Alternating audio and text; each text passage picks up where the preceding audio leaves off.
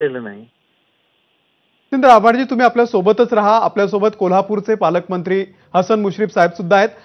हसन मुश्रीफजी, एक मोठी स्थगिती या ठिकाणी हायकोर्टानं विशाळगडावरच्या या कारवाईला दिलेली आहे. आपली प्रतिक्रिया सरकार म्हणून?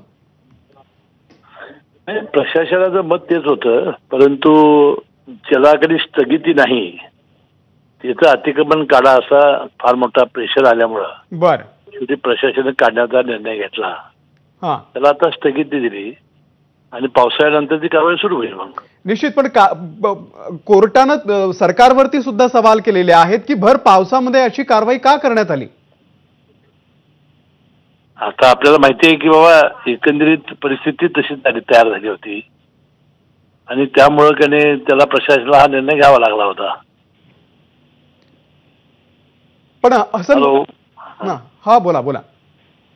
एकंदरीत परिस्थिती अशी तयार झाली होती, कायदा सुव्यवस्था अडचणी झालेली होती, त्यामुळे शासनाने निर्णय घेतला किंवा ज्याला स्थगिती नाही उच्च न्यायालयाची ते आपण तेवढे अतिक्रमण काढूया. परंतु पावसाळ्यामध्ये काढणे आता उच्च न्यायालयाने सांगितलं असेल तर त्याप्रमाणे प्रशासन निर्णय घेईल.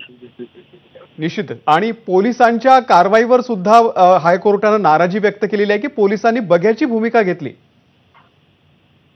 नाही, आता मी आहे मुंबईच्या एअरपोर्टवर, मी चालू आहे विशाळगडला जाण्यासाठी, तर मी काय आहे तो निर्णय बघून सांगेन तुम्हाला. निश्चित. आपले आभार. आपण सविस्तर प्रतिक्रिया मला जरा बोलायचंय. बोला.